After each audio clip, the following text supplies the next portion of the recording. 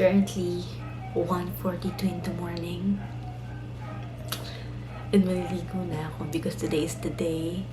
Graduation na natin ngayon. And ang ingay ng aso. But kailangan ko nang maligo kasi parating na yung makeup artist by 2 a.m. Kasi call time namin sa PICC is around 6 a.m. So, kailangan natin mag-prepare.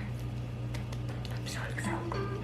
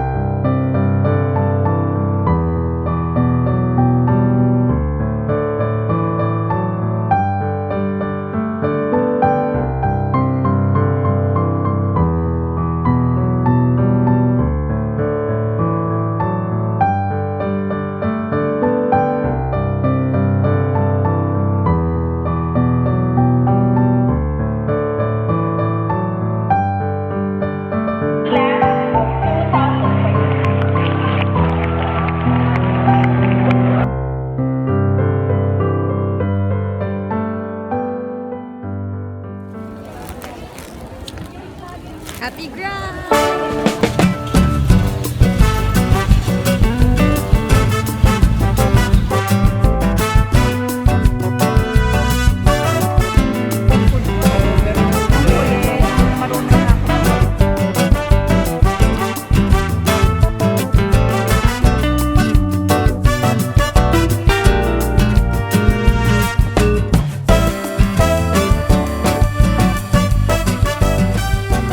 Hi guys! So kakauwi ko lang. from graduation. Yeah, girl just graduated. Kakatapos ko lang matulog. Kagigising ko lang. Kakatapos ko lang matulog. Natulog ako sa sasakyan. And yan, medyo lutang pa ako. But this is the fit. This dress is from Shein. The heels is from TikTok. And medyo lag pa yung utak ko kasi from 1:30 a.m. nagising ako. All throughout the day, nakatulog ako sa sasakyan. Nakakain lang ako mga lunchtime after graduation. Pwede ko na na-share sa inyo yung OOTD o yung fresh pa na ako kanina since nagmamadali kami. But ang cute niya, I love it. And nagbibigay siya ng shape.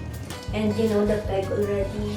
Tapos tinagay ko lang ng pin since medyo maluwag. Pero medyo off siya kasi gold pink yung naging theme ko for today. Pero silver siya. Ito siya guys. Bag. Ito yung binili ko from Aldo. Kaya sobrang bag na siya. Talagang minatch ko na siya. Then meron akong flower. Then galing ko sa matulog. Hi guys! So today is August 23 and kahapon yung graduation ko. Pinramis ko talaga sa sarili ko na after graduation, magpapagupit na ako ng buhok kasi nga mas haggard ako tignan ngayon sa hair ko. And ayoko lang talaga ng may asikasuhin ako. Sorry nga pala, baka narinig niyo yung fan.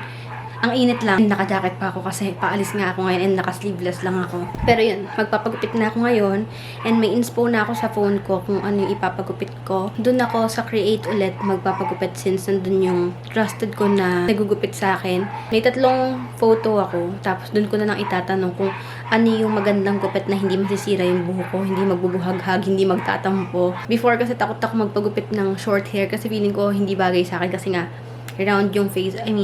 Pili ko nga heart shape ako eh. Pero yun, mataba yung mukha ko in short. Pero ngayon wala na akong pakialam. Ang importante ngayon eh, komportable ako and walang sagabal gaano. Kasi kapag mahaba yung buhok ko, anday yung pang kailangan ayusin. Like pag-aalis, ang high maintenance and ang time consuming. Nakapangbahay lang ako ngayon as usual. Pajama, naka-spaghetti ako, naka-sando, and kaya ako nag-jacket. So tara na guys. Very excited ako and babalik pa akong dorm mamaya. May na-miss akong online class ko ngayon. Para lang makapagpagupit. Pero big help naman to pag nabawasan na yung buhok ko. So, let's go.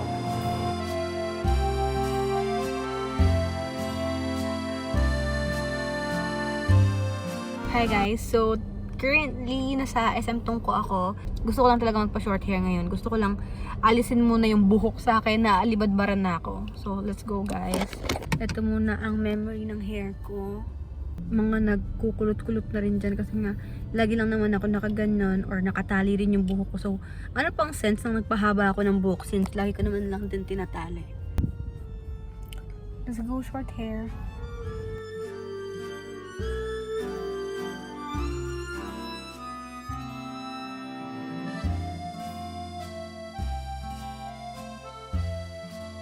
Guys, di pa gaano nakikita since madilim. But this is the hair. May tao kasi. Sobrang presko na. Bet ko siya sa ngayon. Hindi ko alam mamaya or tomorrow pag nailigo ko na. Sobrang bet siya. Whew. I love it.